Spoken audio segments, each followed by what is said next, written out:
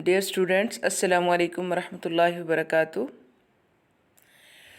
बच्चों, जैसा कि आपको पता है कि कोरोना वायरस की वजह से इदारे बंद हो चुके हैं, तो अब हम अपना बकिया जो स्टडीज़ का सिलसिला है वो ऑनलाइन ही जारी रखेंगे इंशाअल्लाह। तो ये यूट्यूब पर आपको वीडियोस के ज़रिए पढ़ाया जाएगा।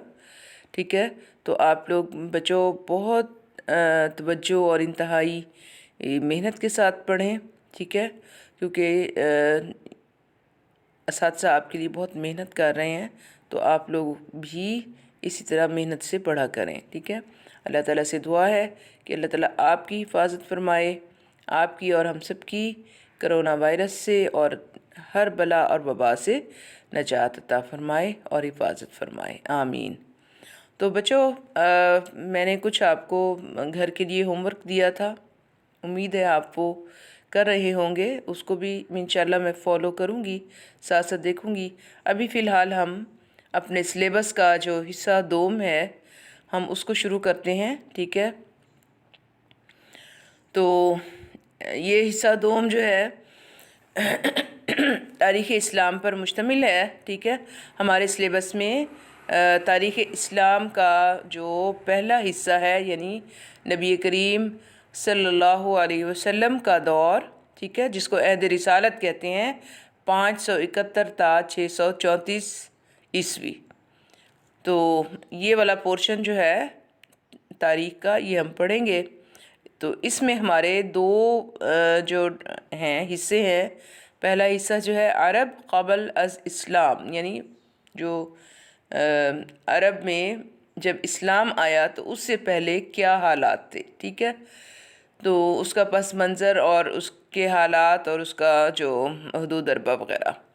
और उसके बाद आप सल्लल्लाहु अलैहि वसल्लम जब 40 साल के हुए तो आप सल्लल्लाहु अलैहि वसल्लम पर नबूवत आई।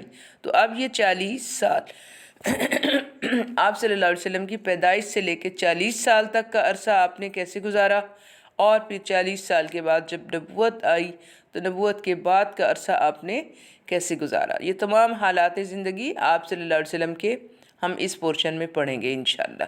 ठीक है, तो आइए हम शुरू करते हैं।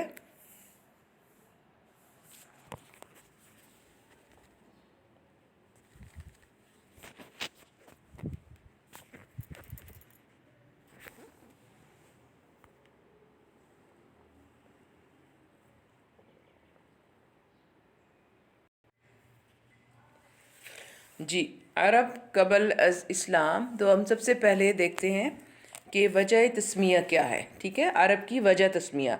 बच्चों, वजह तस्मिया किसे कहते हैं? नाम रखने की वजह। ठीक है, कि अरब का नाम अरब क्यों रखा गया। तो अरब की वजह तस्मिया के मुतालिक वैसे तो मुख्तलिफ राय हैं लोगों की, लेकिन अहले लुगत कहते हैं कि अरब के लुग़वी मानी है फसाहत और ज़ुबान आवरी के। ठीक है, यानी फसाहत और बलागत, जिसकी ज़ुबान बहुत उम्दा हो और जो रवानी के साथ बात करे और उसके लिए उम्दा अल्फाज का चुनाव करे, तो उसको कहते हैं फसाहत और बलागत। ठीक है, तो अरब जो है अपनी ज़ुबान को बहुत आला समझते हैं और वो समझते हैं कि तमाम दुनिया हमसे कमतर है, इसलिए उन्होंने अपने आप को अरब यानी ज़ुबान आवर कहा, और बाकी तमाम दुनिया को अपने मुकाबले में वो अजम कहते हैं। यानी अजम का मतलब है गूंगा, यानी दूसरी दुनिया जो है उनके मुकाबले में बात नहीं कर सकती। दुनिया की बाकी ज़ुबानें जो हैं वो गूंगी हैं, खामोश हैं, लेकिन अरब की ज़ुबान आवरी ऐसी है कि वो बोलने की, अच्छा बोलने की सलाहियत रखते हैं।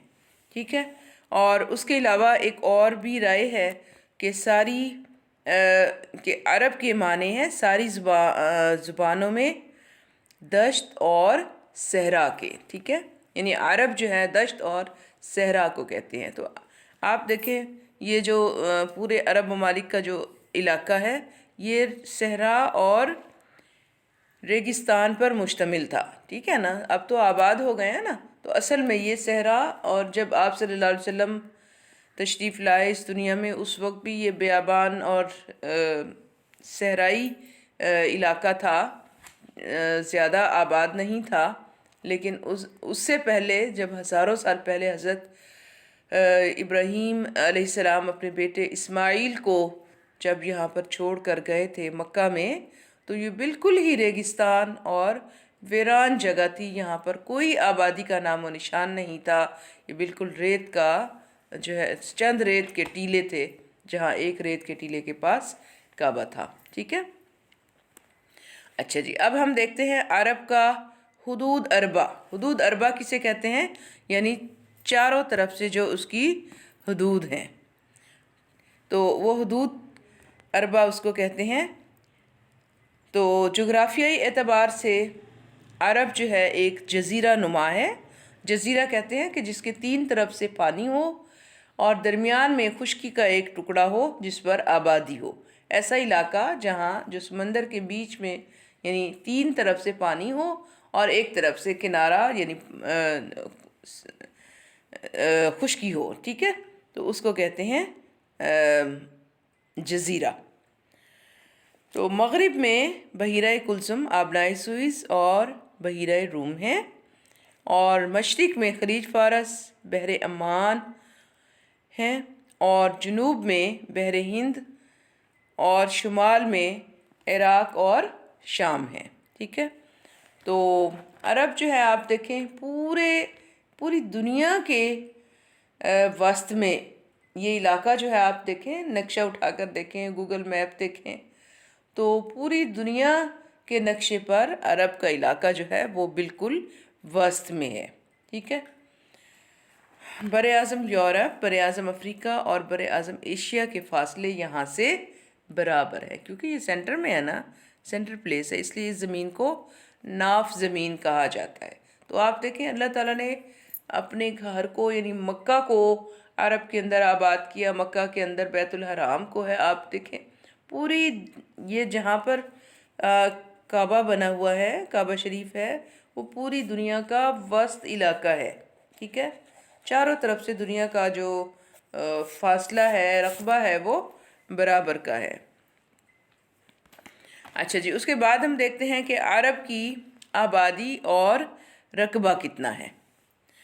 عرب کا مجموعی رقبہ 12 لاکھ مربع میل ہے، اور طول تقریباً 1500 میل اور عرض تقریباً 600 میل ہے۔ عرب کا رقبہ فرانس اور جرمنی سے 4 گنا زیادہ ہے۔ عرب کی آبادی تقریباً 3 کروڑ ہے، اور ملک کا بیشتر حصہ ریگستان اور صحرا پر مشتمل ہے، ٹھیک ہے۔ اور یہاں پر پہاڑ بھی ہیں، پہاڑی سلسلہ جبل الصراط ہے، سب سے بڑا جو سلسلہ ہے، جو یمن سے شروع ہو کر شام تک چلا گیا، ٹھیک ہے، اور سب سے اونچی پہاڑی جو ہے اس کی چوٹی 8000 فٹ بلند ہے۔ اچھا جی، اس کے بعد ہم دیکھتے ہیں کہ عرب کے طبعی حالات کیسے تھے۔ ملک عرب میں کوئی دریا اور پہاڑ نہیں ہے، ٹھیک ہے، پہاڑوں سے چشمے جاری رہتے ہیں، اور یہ چشمے تھوڑی دور تک مصنوعی دریا بن جاتے ہیں، اور پھر یہ ریگستان میں جذب ہو جاتے ہیں یا سمندر میں گر جاتے ہیں۔ عرب میں کچھ وادیاں ہیں، اور وہ حصہ جو ساحل سمندر کے قریب ہے وہ سرسبز و شاداب اور زرخیز ہے۔ خاص طور پر یمن کا صوبہ تو بہت ہی زرخیز ہے، اس کے علاوہ حضرموت، عمان، نجد، حجاز اور طائف جو ہیں وہ سرسبز و شاداب علاقے ہیں، یہاں پر فصلیں اور باغات پائی جاتی ہیں، باقی علاقے جو ہیں وہاں کی زمینیں ناقابل کاشت ہیں۔ اور عرب میں سونے چاندی جو ہے بکثرت پایا جاتا ہے، ان کی کانیں موجود ہیں۔ اس کے علاوہ عرب کے لوگ جو ہیں وہ تجارت پر ان کا دار و مدار ہے۔ قریش یہی چاندی کی ہی تو تجارت کیا کرتے تھے جو دوسرے علاقوں میں لے کر جاتے تھے، اور اس کے علاوہ پیٹرول اور تیل بھی عرب میں بکثرت پایا جاتا ہے، جس کی وجہ سے سعودی عرب جو ہے دنیا کا سب سے امیر ملک بن گیا۔ اس کے بعد عرب کی جو ہے آب و ہوا کہ اس کا ایٹماسفیئر، اس کے موسمی حالات کیسے ہیں۔ عرب میں جو ہے ہر مقام کی آب و ہوا عموماً مختلف ہے۔ مجموعی طور پر جو ہے عرب کا جو موسم ہے وہ گرم اور خشک ہے، اور دنیا کے گرم ترین علاقوں میں عرب کا جو ہے شمار ہوتا ہے، اور بہت زیادہ یہاں پر گرمی ہوتی ہے، بعض اوقات برداشت بھی نہیں ہوتی، بارش بھی بہت کم ہوتی ہے، کبھی کبھار بارش ہوتی ہے، اور بارش نہ ہونے کی وجہ سے بھی فصلیں جو ہیں بہت کم ہوتی ہیں، اور زیادہ تر غذائی اجناس باہر کے ممالک سے آتی ہیں، اور یہاں کا بہترین اور مشہور پھل جو ہے وہ کھجور ہے۔ آپ دیکھتے ہیں کہ حاجی جو ہے جب حج عمرہ کر کے آتے ہیں تو اپنے ساتھ بہترین کھجور بھی لے کر آتے ہیں تحفے کے طور پر، تبرک کے طور پر عرب کی کھجور جو ہے وہ لائی جاتی ہے، ٹھیک ہے۔ اچھا جی، اب یہ تو عرب کے جو ہے وہ چیدہ چیدہ حالات تھے، پس منظر تھا۔ اس کے بعد ہم دیکھتے ہیں کہ عرب کے اقوام اور قبائل جو ہیں وہ کون کون سے وہاں پر موجود ہیں۔ مورخین عرب نے اقوام عرب کو 3 حصوں میں تقسیم کیا، ٹھیک ہے، یعنی 3 طرح کے لوگ وہاں پر آباد تھے: عرب بائدہ، عرب عاربہ اور عرب مستعربہ۔ عرب بائدہ کون لوگ ہیں؟ یعنی عرب کے قدیم ترین قبائل جو اسلام سے بہت پہلے فنا ہو چکے تھے، مثلاً عاد، سمود، جرہم، عمالیق اور جدیس وغیرہ۔ یہ عرب کے جو یعنی قدیم قبائل ہیں، پرانے لوگ جو گزر چکے، جن کو عرب بائدہ کہتے ہیں۔ اور عرب عاربہ کون سے لوگ ہیں؟ جو بنو قحطان عرب بائدہ کے اصلی باشندے تھے، ٹھیک ہے، یعنی بنو قحطان عرب بائدہ کے بعد عرب کے اصلی باشندے تھے، جن کا اصل مسکن ملک یمن تھا۔ اس خاندان کی 3 بڑی شاخیں ہیں: خزاعہ، کہلان، ازدھمیر، بنو خزاعہ، اور اوس و خزرج کا تعلق بھی اسی شاخ سے ہے۔ اور اس کے بعد جو ہے عرب مستعربہ ہے، یعنی بنو اسماعیل، حضرت اسماعیل علیہ السلام کی اولاد جو حجاز میں آباد تھی، انہیں بنو عدنان بھی کہا جاتا ہے۔ ظہور اسلام کے وقت بنو قحطان اور بنو اسماعیل، جن کو عدنانی قبائل بھی کہا جاتا ہے، ملک کے اصلی باشندے تھے۔ اس کے علاوہ یہاں کہیں کہیں یہودیوں کی آبادیاں بھی موجود ہیں، ٹھیک ہے۔ تو اس طرح عرب کے جو ہیں وہ باشندے 3 طرح کے ہیں: عرب بائدہ، عاربہ اور مستعربہ، ٹھیک ہے۔ اچھا جی، اس کے بعد اب ہم دیکھتے ہیں کہ عرب کے علاقوں کی تقسیم کیا ہے، عرب کی علاقائی تقسیم کیا ہے، کہ عرب کو 8 حصوں میں ہم تقسیم کر سکتے ہیں۔ پہلا حصہ جو ہے حجاز ہے، جو سب سے بڑا صوبہ ہے، ٹھیک ہے، اور اس کا کل رقبہ 1.5 لاکھ مربع میل ہے۔ حجاز میں اکثر حجاز کا حصہ جو ہے ریگستان اور صحرا پر مشتمل ہے، اور اس کے جو مشہور ترین شہر ہیں شہر مکہ معظمہ اور طائف ہیں، ٹھیک ہے۔ اس کے بعد نجد ہے، نجد کے معنی ہے بلند حصہ۔ تو یہ صوبہ عرب کے درمیان واقع ہے، اور یہاں پہاڑ اور وادیوں کا سلسلہ ہے، اور تیل کے مشہور چشموں کی وجہ سے بھی یہ علاقہ مشہور ہے۔ اس کا صدر مقام ریاض ہے۔ اس کے بعد یمن ہے، اس صوبہ کا کل رقبہ 75,000 مربع میل ہے۔ یہ صوبہ سرسبز و شاداب ہے، اور اس کا صدر مقام صنعا ہے، صنعاء، اور اس علاقے میں گندم، جو اور باجرہ کی اچھی خاصی مقدار پیدا ہوتی ہے۔ اس کے بعد نمبر 4 جو ہے عمان، یہ صوبہ عرب کے مشرق میں ہے، اور اس کا کل رقبہ 82,000 مربع میل ہے، اور یہاں پر خاص طور پر کھجور کی پیداوار جو ہے وہ مشہور ہے۔ اور اس کے بعد حضرموت ہے، 5واں نمبر جو ہے، یہ صوبہ بحیرہ عرب کے ساحل سمندر کے ساتھ عمان اور یمن کے درمیان واقع ہے۔ اس کے بعد الاحسا ہے 6 نمبر پر، اس کو بحرین بھی کہتے ہیں، یہ عمان اور خلیج فارس کے درمیان واقع ہے۔ اس کے بعد تہامہ ہے، اور تہامہ کے معنی ہے ساحلی علاقہ۔ حجاز کے جنوب میں واقع ہے، یہ ایک نشیبی علاقہ ہے اور یہ میدانوں اور پہاڑوں پر مشتمل ہے۔ اس کے بعد یمامہ، نجد اور یمن کے درمیانی علاقے کو یمامہ کہتے ہیں، ٹھیک ہے۔ تو یہ اس طرح جو ہے عرب کے کل 8 حصے جو ہیں وہ یعنی 8 حصوں پر مشتمل ہے عرب کا علاقہ۔ عرب کی تقسیم جو ہے 8 حصوں میں کی جاتی ہے۔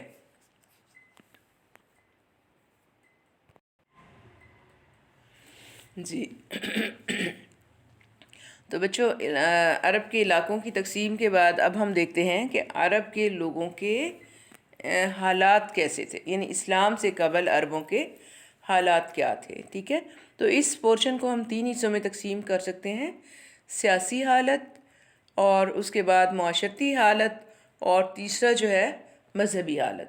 تو اب ہم دیکھتے ہیں کہ سیاسی طور پر عرب لوگ جو تھے وہ کیسے، ان کے حالات کیا تھے، کیونکہ سیاسی طور پر ان کی حالت جو ہے وہ بہت زیادہ خراب تھی۔ اسلام سے پہلے ان کی نہ تو کوئی حکومت تھی اور نہ ہی یہاں پر کوئی حکومت کرنے کو تیار تھا، کیونکہ زیادہ تر لوگ جو تھے وہ قبائل کی صورت میں رہتے تھے اور زیادہ تر حصہ جو ہے ریگستان اور صحرا تھا۔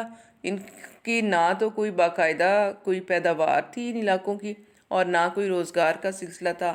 اکثر لوگ جو تھے وہ خانہ بدوشی کی زندگی بسر کرتے تھے، اور اس لیے نہ کوئی باقاعدہ آبادی تھی اور نہ باقاعدہ حکومت قائم ہو سکتی تھی۔ تو اس لیے دوسری سلطنتوں کے لیے بھی اس میں کوئی کشش نہیں تھی کہ کوئی اس علاقے کو فتح کرنے کے لیے آتا یا اپنی حکومت قائم کرنے کی کوشش کرتا۔ تو اس لیے کسی دنیا کے فاتح نے بھی اس علاقے کی طرف کوئی التفات نہیں کیا تھا اور یہاں پر اپنی حکومت قائم کرنے کی کوشش نہ کی۔ تو اس وجہ سے عرب جو تھے فطرتاً آزاد تھے اور کسی کے زیر اثر رہنا پسند نہیں کرتے تھے، کیونکہ کبھی کوئی حکومت ان پر کسی نے کی ہی نہیں۔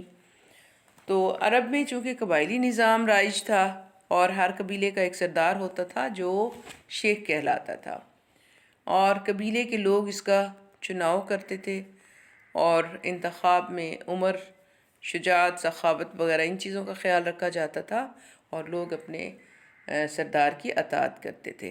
لیکن قبائلی تعصب بہت زیادہ تھا، قبائل کے درمیان ذرا ذرا سی بات پر جھگڑا کھڑا ہو جاتا تھا، اور اگر کوئی لڑائی شروع ہو جاتی تو وہ نسلوں تک جاری رہتی تھی، جیسا کہ وہ مشہور جنگ بسوس ہے، آپ نے نام سنا ہوگا، جو قبیلہ بنو بکر اور بنو تغلب کے درمیان 40 سال تک ہوتی رہی، جس کی وجہ کیا تھی؟ محض ایک اونٹنی، ٹھیک ہے نا، یعنی اونٹنی کی وجہ سے لڑائی ہوئی جو نسلوں تک جاری رہی۔ اور اسی طرح ایک مرتبہ گھوڑا دوڑانے پر بنو ابس اور بنو زیبان کے درمیان جھگڑا ہو گیا، جو دونوں قبائل میں کئی برس تک جاری رہا، ٹھیک ہے نا۔ تو اس طرح کی یہ لڑائی جھگڑے جو ہے وہ عموماً ہوتے تھے اور وہ آپس میں کئی سال تک لڑتے رہتے تھے۔ اب عرب کے جو تھے 2 بڑے قبائل تھے، قبیلہ بنو عدنان اور بنو قحطان، ٹھیک ہے۔ یہ قبیلہ جو ہے بنو عدنان یہ حضرت اسماعیل کی اولاد میں سے تھا، اور ان کا مشہور سردار جو تھا مضر تھا، اس نسبت سے یہ مضری کہلاتے ہیں۔ اور اس کے علاوہ عدنان کے دیگر قبائل بنی بکر، بنی قیس، بنی تمیم، بنو تغلب اور بنو قریش وغیرہ، ٹھیک ہے۔ اور اسی طرح بنو قحطان ہے، یہ لوگ قحطان کی اولاد میں سے تھے اور ان کا اصلی وطن یمن تھا، اس نسبت سے یمنی کہلائے۔ یہ عدنانی عربوں کی نسبت متمدن تھے۔ ان کی سلطنتیں غسان اور حیرہ تھیں، اور اس خاندان میں ایک مشہور بادشاہ تھا جسے سرخ لباس پہننے کی وجہ سے حمیر کے نام سے موسوم کیا جاتا تھا، ٹھیک ہے۔ اچھا جی، اس کے بعد یہ تو عرب کی سیاسی حالت تھی۔ اس کے بعد ہم دیکھتے ہیں کہ عرب کے معاشرتی حالات کیا تھے، کہ وہاں چونکہ زیادہ تر ریگستان پر وہ علاقہ مشتمل تھا،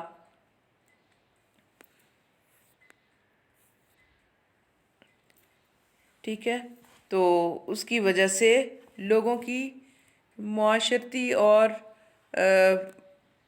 معاشی حالات بھی ناگفتہ بے تھے۔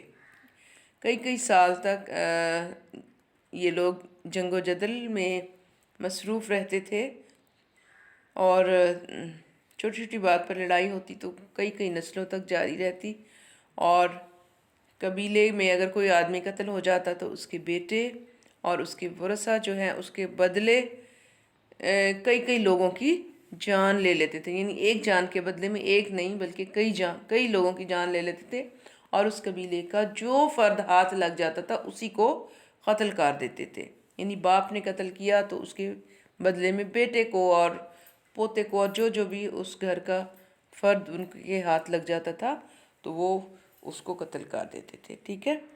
تو اس وجہ سے عرب کے لوگ جو تھے وہ جنگ و جدل اور قتل و غارت گری میں بہت مشہور تھے۔ اس کے علاوہ چوری، ان کا چونکہ باقاعدہ کوئی معاشی نظام نہیں تھا، کوئی کاروبار نہیں تھا، تو اکثر لوگ جو تھے وہ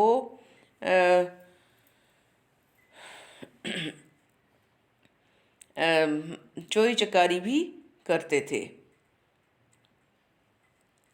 خانہ کعبہ کے وہ لوگ جو اس کی تولیت اور تجارت کی وجہ سے متمول تھے، یعنی امیر کبیر تھے، اچھے خاصے وہ دولت رکھتے تھے، لیکن اس کے باوجود بھی وہ لوگ بھی چوری چکاری کی عادت میں مبتلا تھے، کہ لوگ جب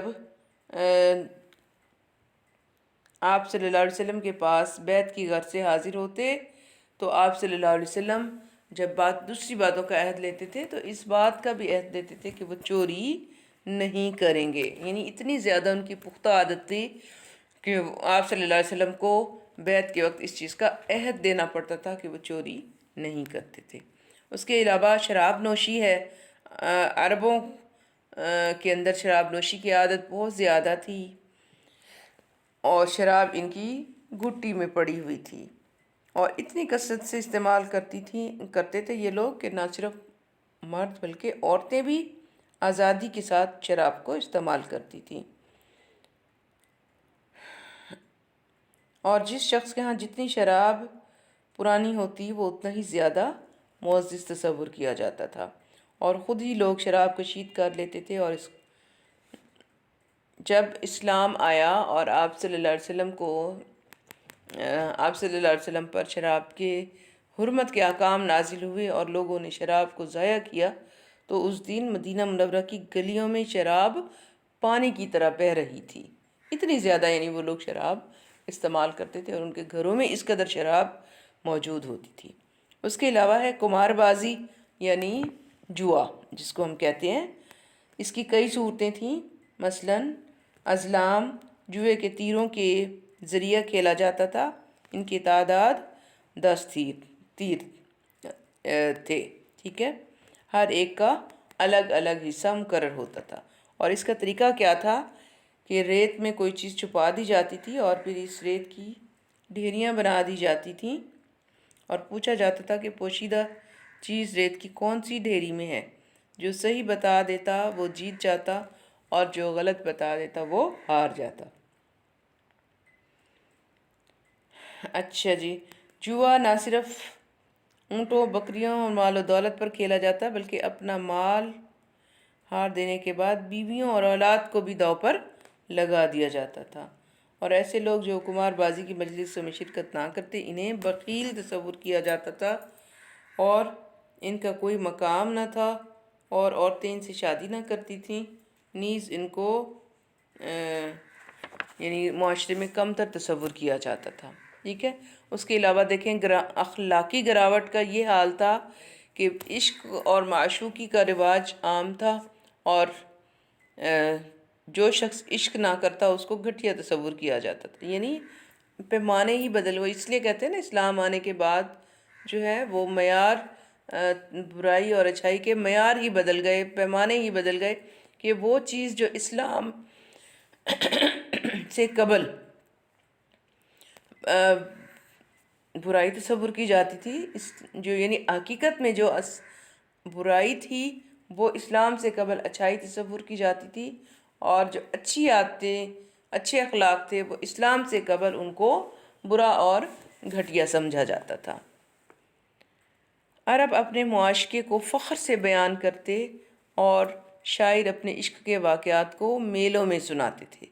تو یعنی اس طرح سے جو ہے یہ بڑی اخلاقی گراوٹ کا شکار تھے۔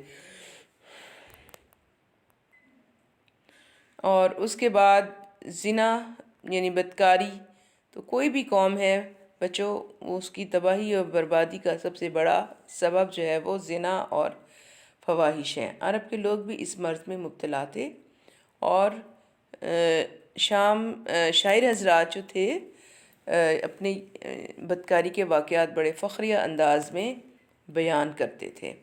اور عرب جو تھے اسلام سے قبل ان کے روسا کے گھروں میں لونڈیاں عام ہوتی تھیں، اور بے حیائی اور بے شرمی انتہائی عروج کو پہنچی ہوئی تھی۔ اس کے بعد جو ہے ایک اور ان کی سب سے بری عادت تھی سود خوری۔ عرب سے قبل یعنی اسلام سے قبل عرب میں سود خوری کا بہت زیادہ رواج تھا۔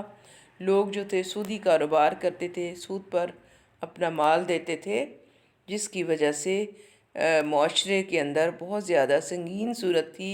مقروض اگر قرض نہ ادا کرتا تو قرض کی مدت میں اضافہ کر دیا جاتا، لیکن اس کے ساتھ ساتھ سود بھی بڑھا دیا جاتا، جس کی وجہ سے مقروض جو تھا، جو غریب مقروض، وہ سود کے قرض تلے دبتا چلا جاتا، اور وہ کئی گنا زیادہ سود ہونے کی وجہ سے قرض کبھی ادا نہ کر سکتا، اور اس طرح سود دینے یعنی جو قرض دینے والا ہے وہ اس کے عذاب کا شکار رہتا۔ اس کے علاوہ دختر کشی یعنی بیٹیوں کو زندہ درگور کر دینا، ان کی یہ بھی بہت بری عادت تھی کہ بیٹی کے پیدا ہوتے ہی کچھ قبائل جو تھے ان کے اندر بیٹی کو زندہ دفن کر دیا جاتا تھا، اور اگر بیٹی پیدا ہو جاتی تو لوگ منہ چھپاتے تھے اور اس کو جو یعنی باعث عار سمجھا جاتا تھا۔ اور اس کی وجہ کیا تھی کہ ایک تو غربت تھی اور دوسرا غیرت تھی، کہ وہ کہتے تھے کہ ہماری بیٹی بڑی ہو کر کسی کے گھر کی زینت بنے گی اور کوئی ہمارا داماد کہلائے گا، تو اس چیز کو وہ عار سمجھتے تھے۔ اسلام نے آ کر اس بری رسم کو ختم کیا۔ اس کے علاوہ عورت کو کوئی مقام نہیں دیا جاتا تھا۔ عورت کی حیثیت جو تھی ایک جانور کے برابر تھی، اور ایک مرد جتنے بھی چاہتا اور عورتوں سے شادی کر لیتا، پھر ان کے کوئی حقوق ادا نہیں کرتا تھا، اور جس وقت وہ چاہتا بغیر وجہ کے کسی کو چھوڑ دیتا، اور نہ تو یعنی اور بعض اوقات عورتوں کو ایسے ہی بلا وجہ اپنے ساتھ باندھے رکھتا، یعنی نہ تو اس کو طلاق دیتا اور نہ باقاعدہ بیوی بنا کر رکھتا، تو اس طرح عورت جو ہے معلق ہو کر رہ جاتی۔ تو یہ تھی عرب کے لوگوں کے اندر جو اخلاقی اور معاشرتی بیماریاں تھیں، ٹھیک ہے۔ لیکن اس کے ساتھ ساتھ کچھ عربوں کے اخلاق حمیدہ بھی تھے۔ انشاءاللہ یہ ٹاپک ہم کل پڑھیں گے، عربوں کے اخلاق حمیدہ کیا تھے اور آگے ان کے مذہبی حالات کیا تھے۔ تو اللہ تعالیٰ آپ کا حامی و ناصر ہو، انشاءاللہ کل ملاقات ہوگی۔